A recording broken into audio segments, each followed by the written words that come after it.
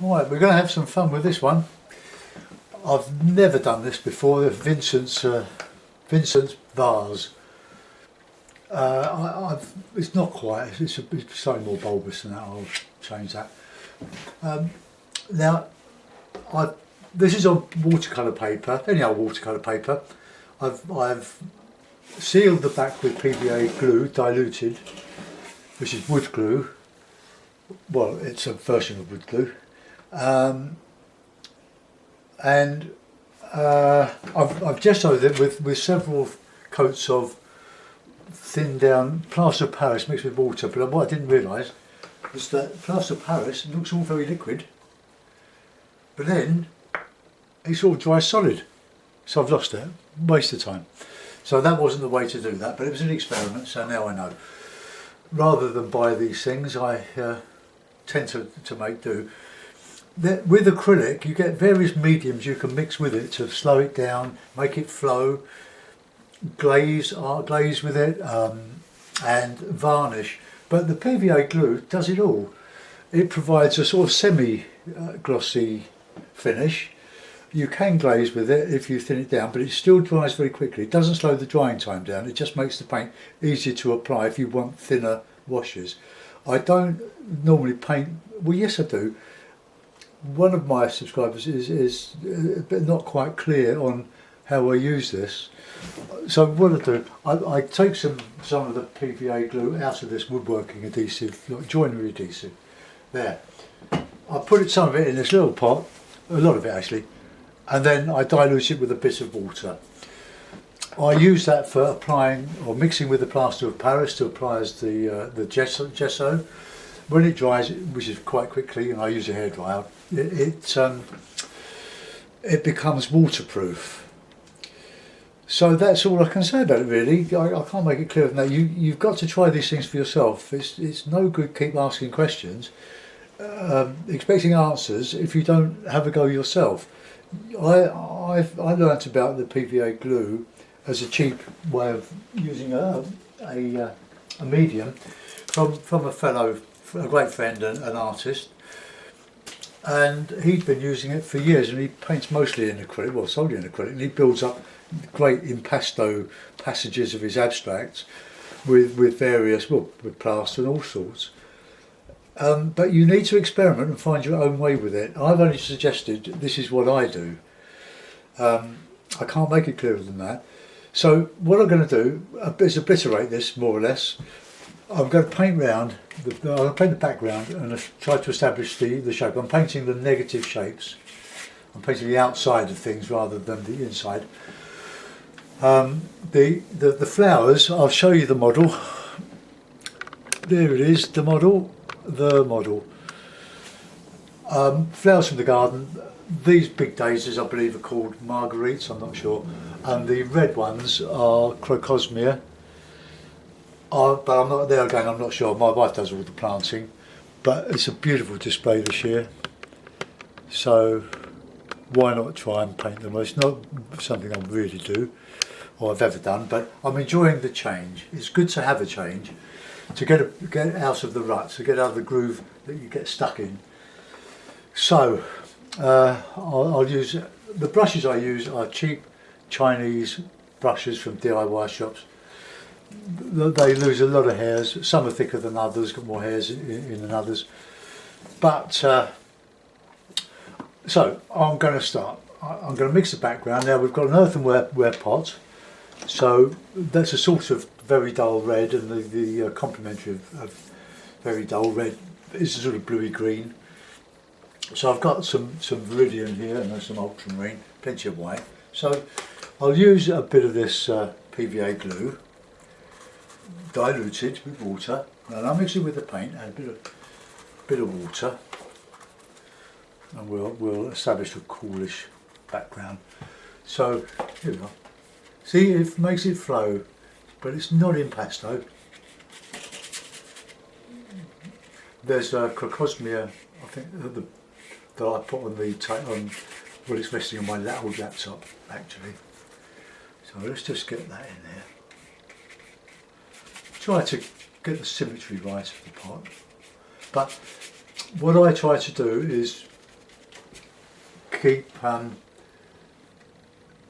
everything soft, merged, blended. Let's get that in there.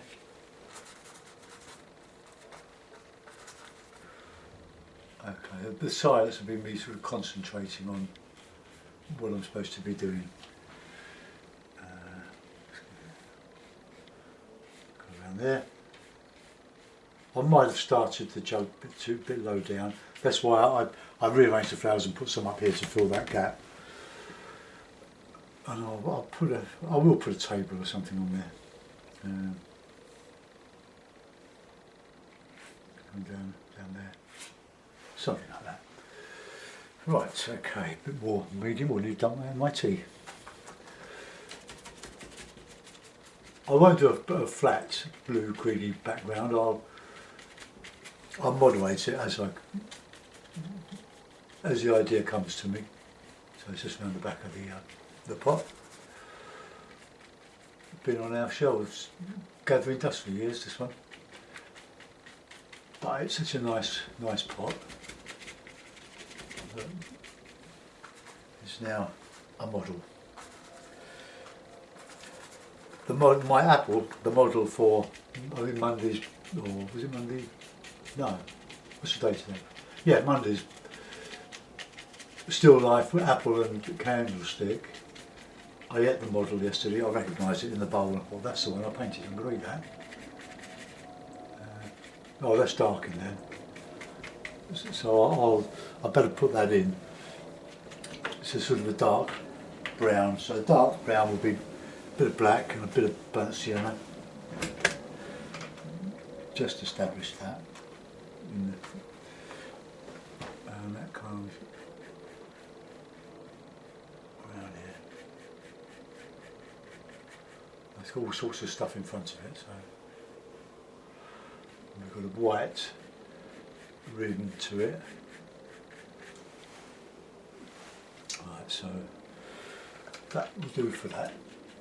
Now we'll put in the bit of earthenware.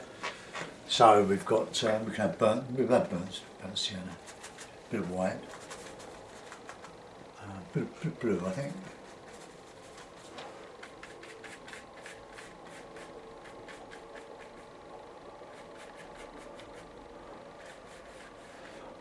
Just paint what you see, not what you think you see. This is the key to this. It's a bit darker over there because that's in the underneath the flared rim. Just leave a bit of space here to remind me where those flowers are. There's one up here. Oops. I don't know why I did that.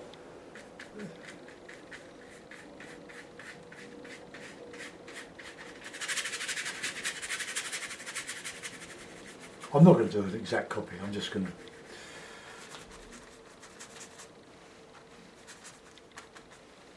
make it easier for myself. Let's get that rounded.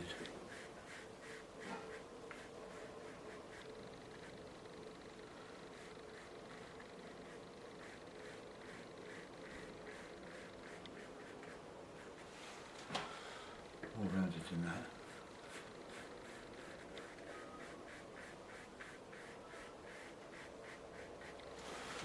Okay, more or less. I'm going to do the handles, some of the handles cream.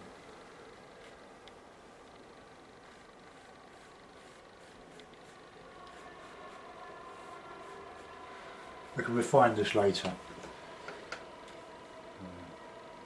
Come on there.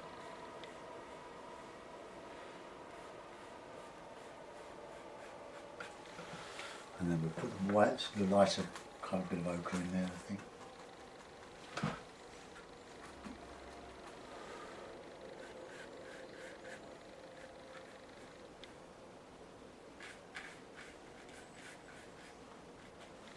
Whiter than that. We have got highlights on here. So you look for, start looking for highlights. You know, the light coming in from the window up here. And that goes Round the back here.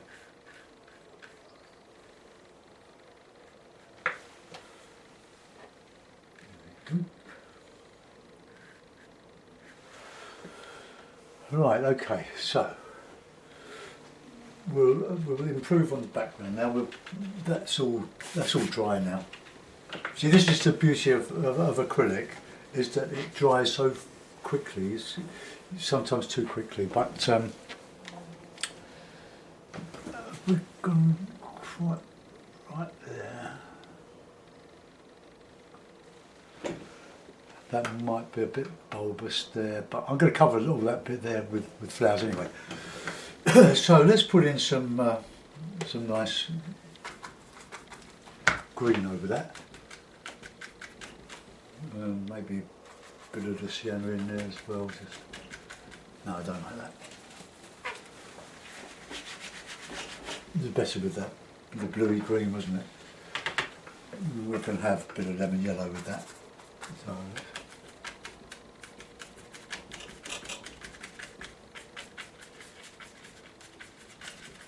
I'll thicken all this up. This is just the initial washes really. And table, let's have a bluey, greeny table.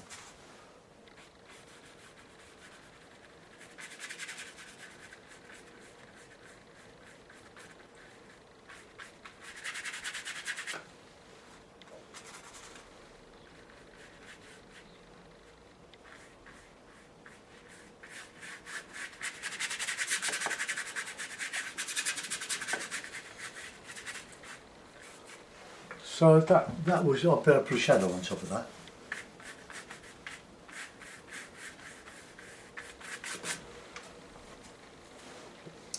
Oh, I've got to do a bit of modelling around there. I'll try and, I don't think I'll be able to do this in one go. So I'll go as far as I can, so I need a break, and then I'll work on it a little bit between videos.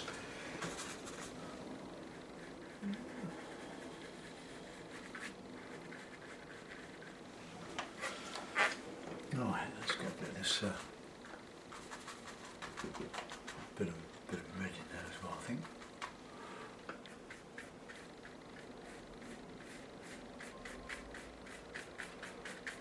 There's a sort of a colour change where it's sort of faded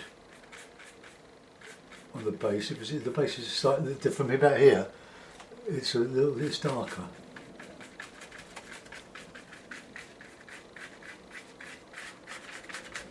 So we'll just use a bit of light red in there.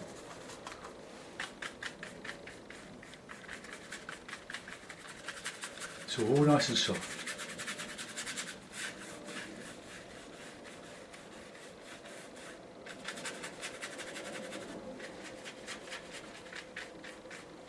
Something like that, you just about see it. So I'll just whiten that out a little bit here.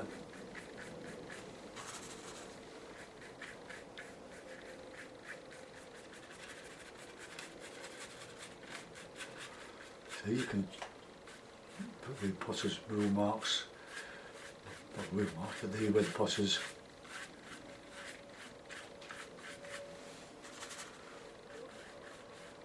pull this up by hand, probably, and you see where your fingers, when the pot's spinning, your fingers are drawing up, and you get the lovely little lines.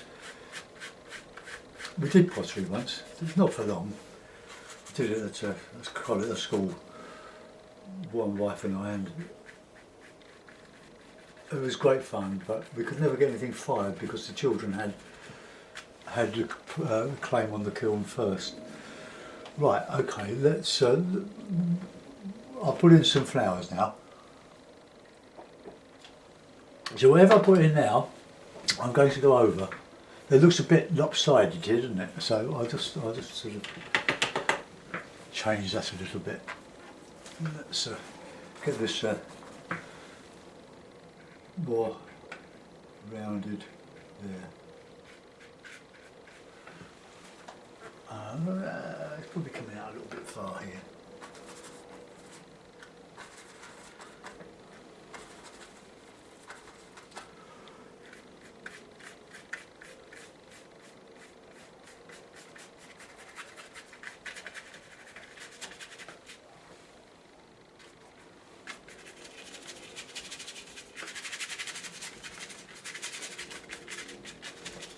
you know, some fun with the flowers. What I'll do first with the flowers is find a flower brush. That'll do. Is puts in my centres. Don't tell me, ask me what they're called. I don't know. So they're sort of a lemony, ochre colour. One there, one here. Quite a big one there. And one here. That's a bit closer to that. A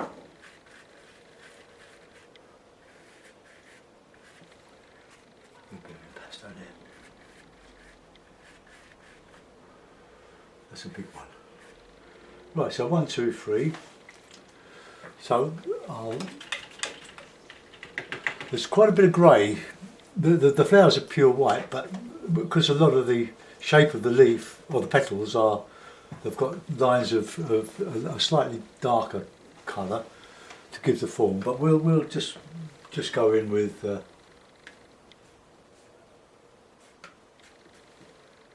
plenty of paint on this.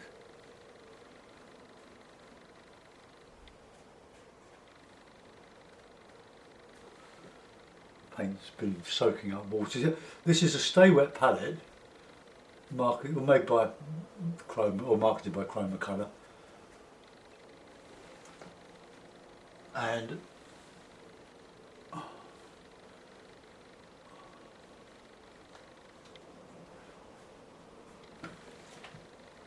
it had you put them out. It comes with a number with a pack of membranes, which you put on a sponge which is soaking with water, and it soaks up the water through the membrane and keeps the paint moist so that you can carry on where you left off instead of it all drying and having to put out new paint. It's just some thickness in there.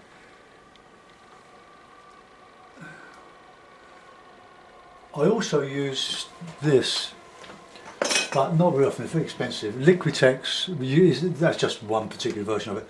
Modelling paste. You can put it on your paint. You can use it with a brush or a painting knife to form an impasto before you even start painting. Get these nice big ones here.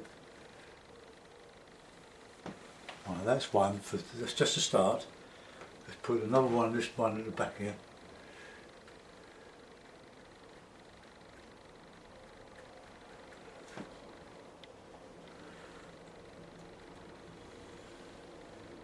And the wind's blowing them now, which is lovely.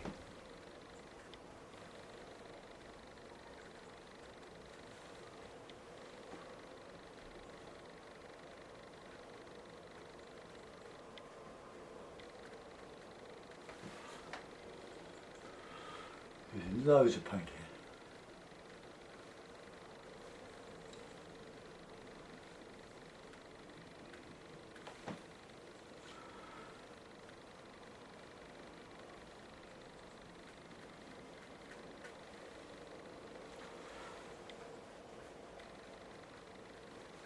I have to reinstate the centre of the petals.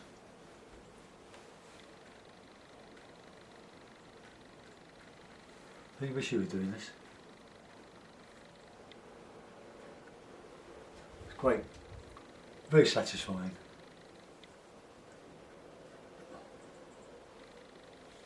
Look at that, around there. By the time I do a bit of finer stuff on here,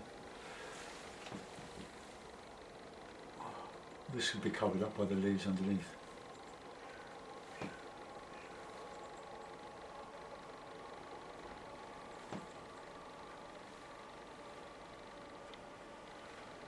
Right, now we've got the one underneath. Oh, there's another one here. Right, so this one probably, I'll just put that centre back in there. I will stipple it later with lemon yellow and a bit of yellow ochre, because there's like dark shadowy bits in there, catching the light. Right, okay, good brush. See, this would be nothing, when I darken the background and go over in the negative spaces, I can then go back on the outside. So it's lost and found, losing it, finding it, but all the time having some fun with it. And so we've got another one to put in here now. Let's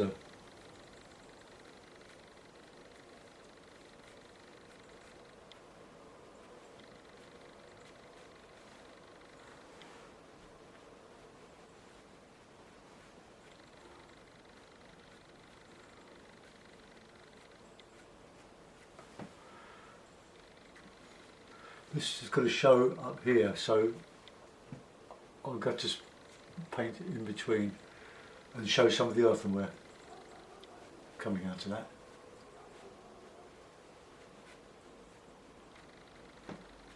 These are so lovely, these flowers.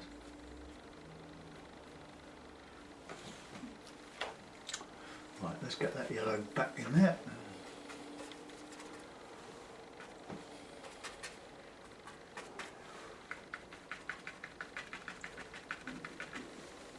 And then around the back we've got a darker green.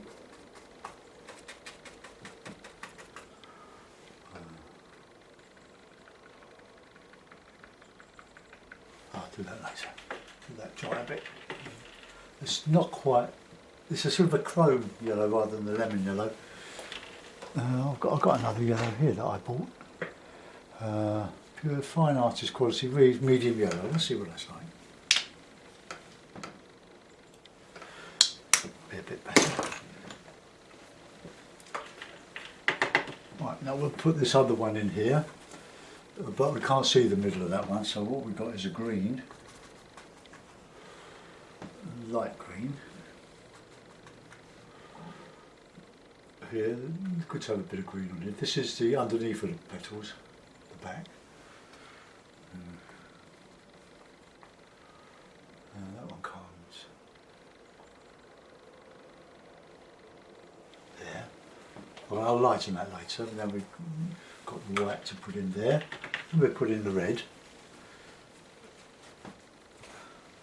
White.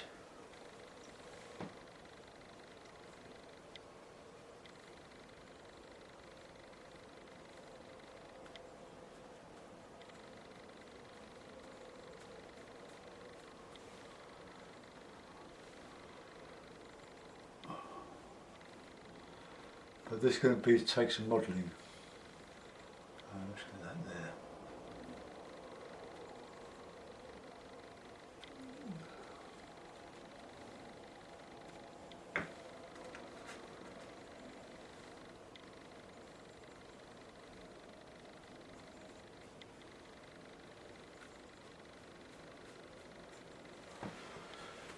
Right, okay, coming on.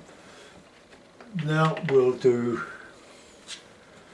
the nice lighty greeny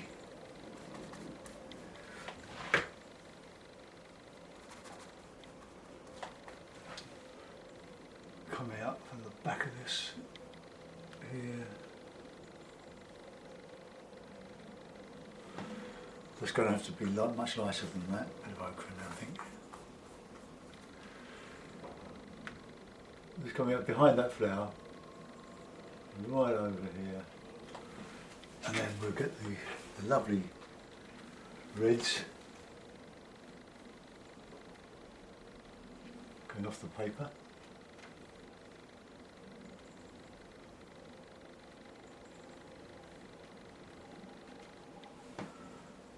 Well, there.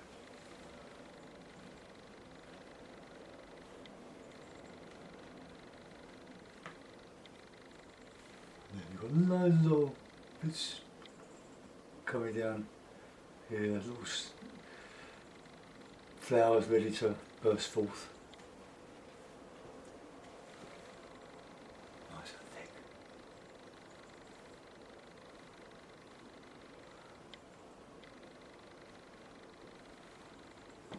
And it's got some bit of orangey bits in here.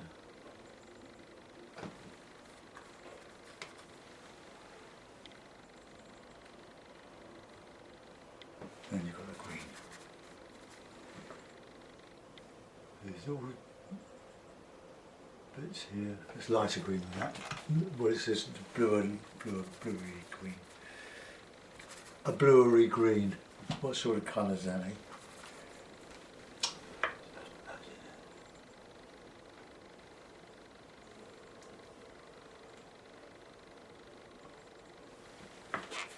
Alright, let's go wild with a bit here.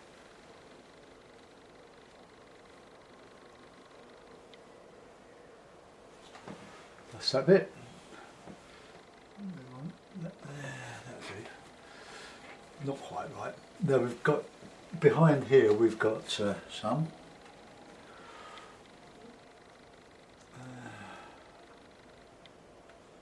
Oops, just behind there.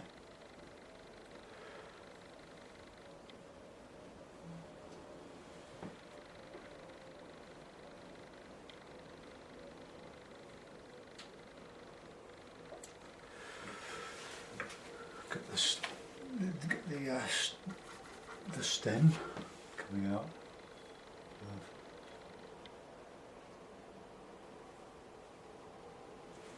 There.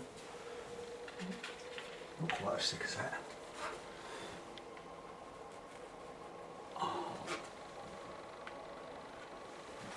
Right, okay. Let's get the head going.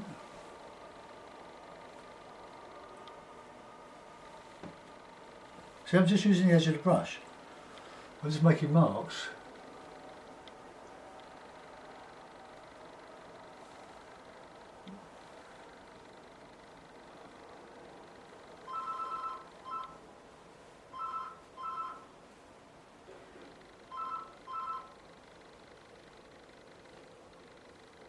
So little stems.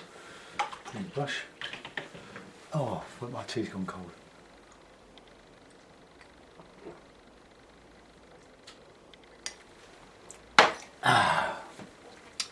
And at the bottom we've got a fallen one. I'll do this, we'll find the brush later.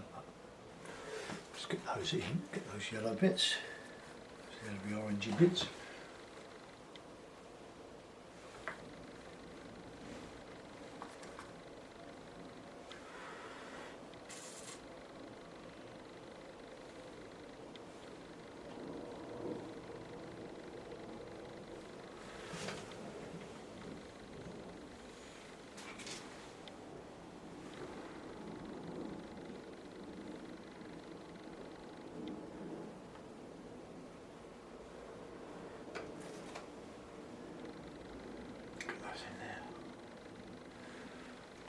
Right, that's about all I can do at the moment. I'll spend a bit of time a bit later in sorting the shapes out a bit better. Bring it on to so that we haven't got too long to spend on part two. But I'll have a look and see what you're looking at on the camera. I'll show you the model again. Let's put my top back on the lid, otherwise this will weather, it will dry. See, there it is, a Masterson. It's I've had it years and years and years, and it keeps paint in here. Well, the membrane and it will go mouldy before it actually dries. But there we are. We've made a good start on that. It's looking reasonably a third finished, but it's good fun, isn't it? I've got to do much more work on the background.